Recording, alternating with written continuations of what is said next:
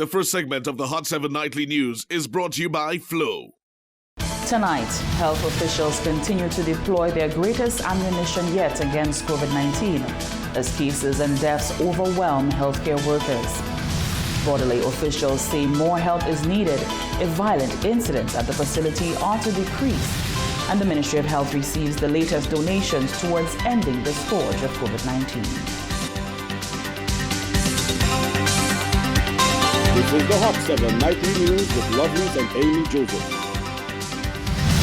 Good night. It is Tuesday, the 21st of September, 2021. Welcome to the Hot 7 TV Nightly News. I'm Nisha Charles. Thank you for joining us.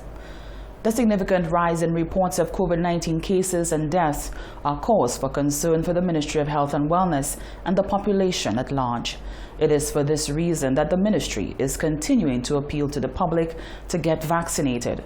The National Immunization Manager reiterates that vaccines save lives.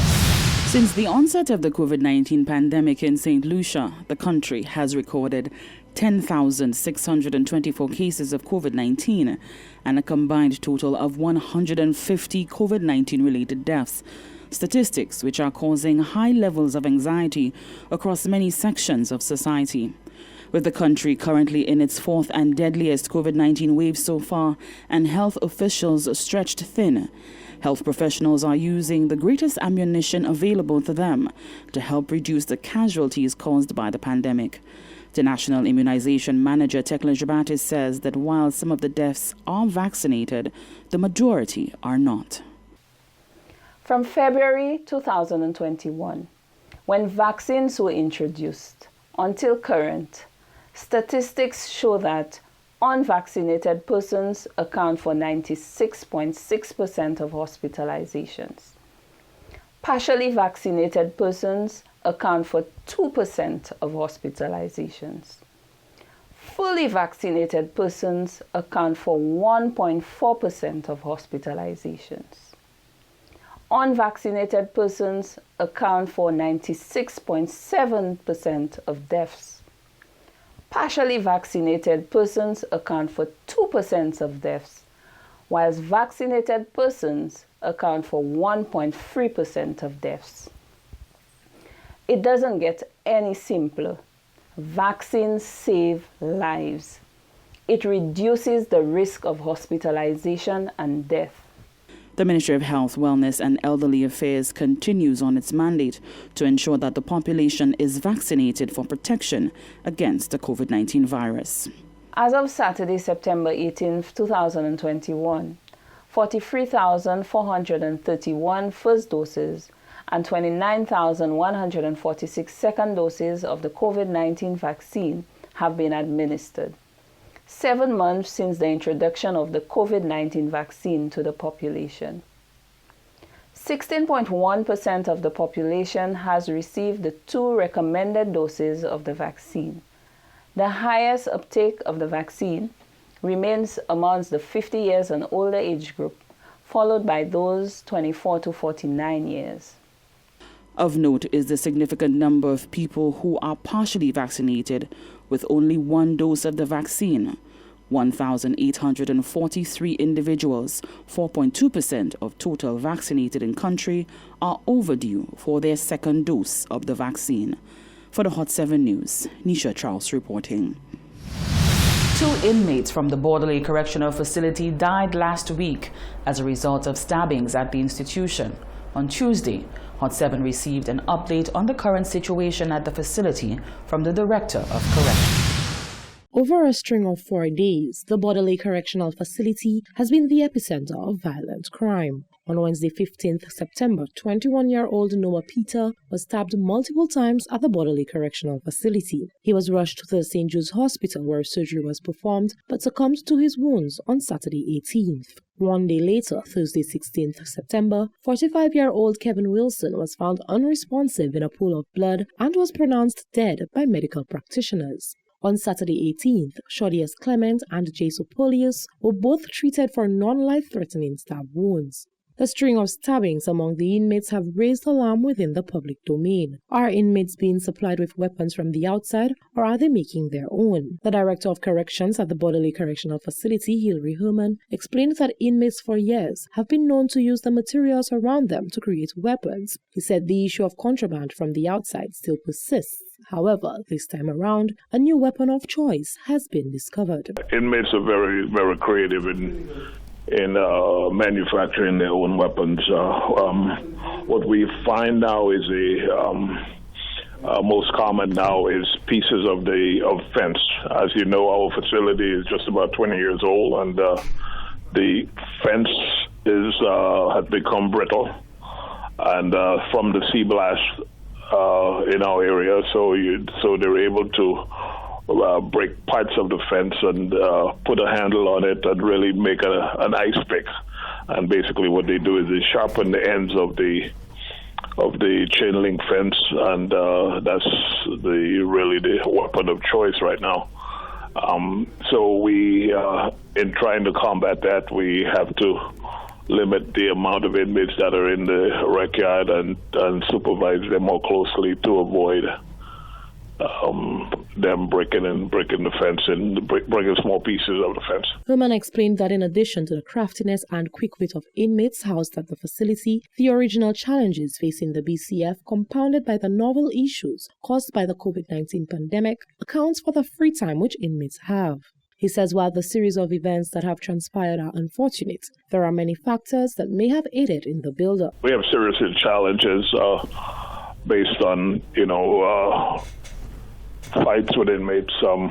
We have the gang situations, and you now have the compounded by the COVID-19 situation where we have limited staffing because we've had many staff who were contacted through contact tracing and they have been out, so we've had limited staffing on the units.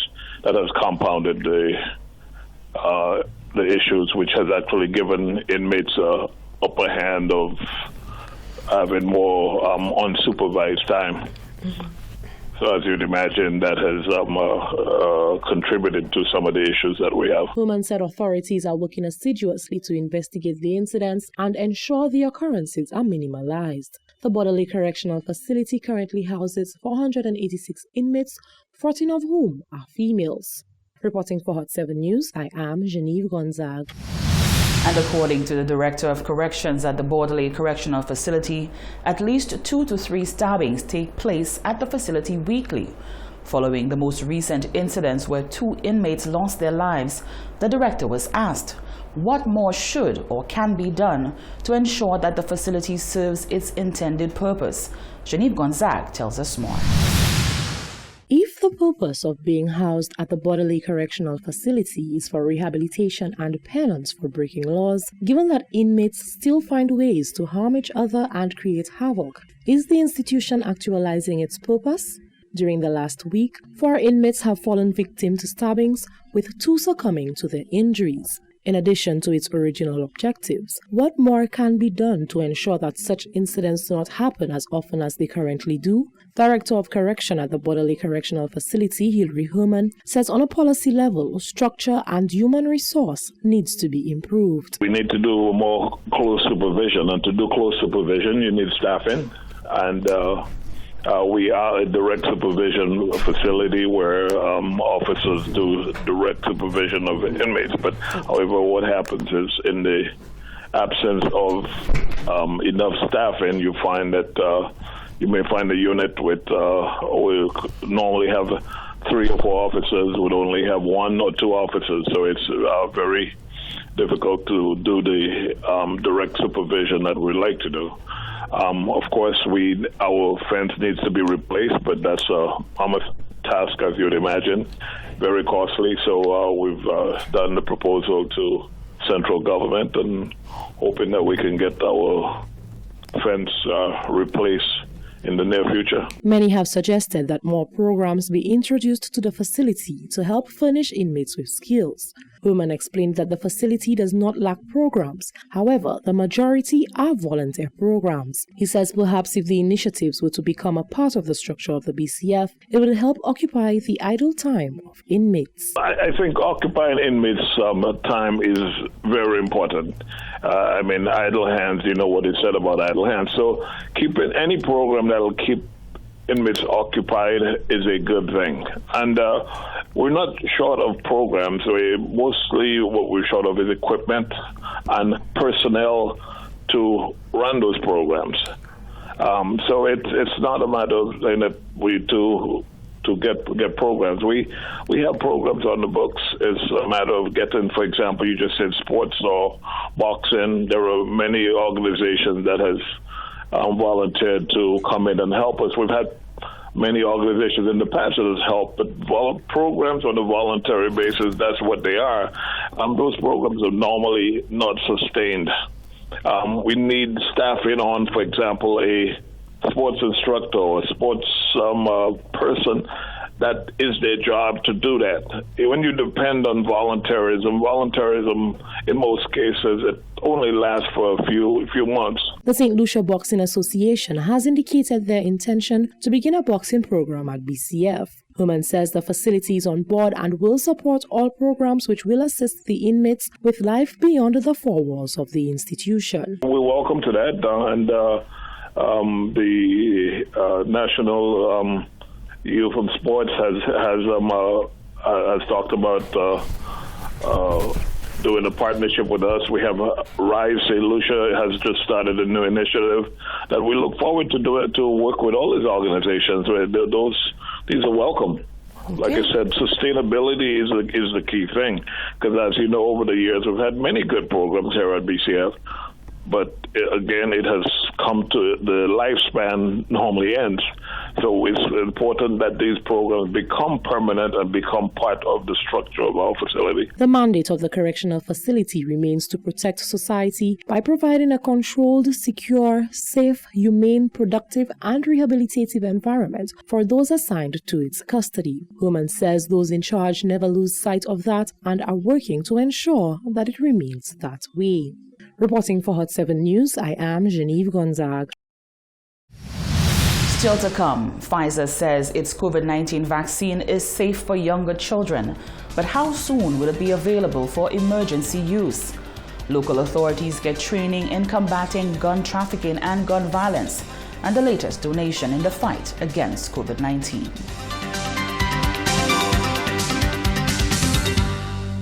The first segment of the Hot 7 Nightly News was brought to you by Flow.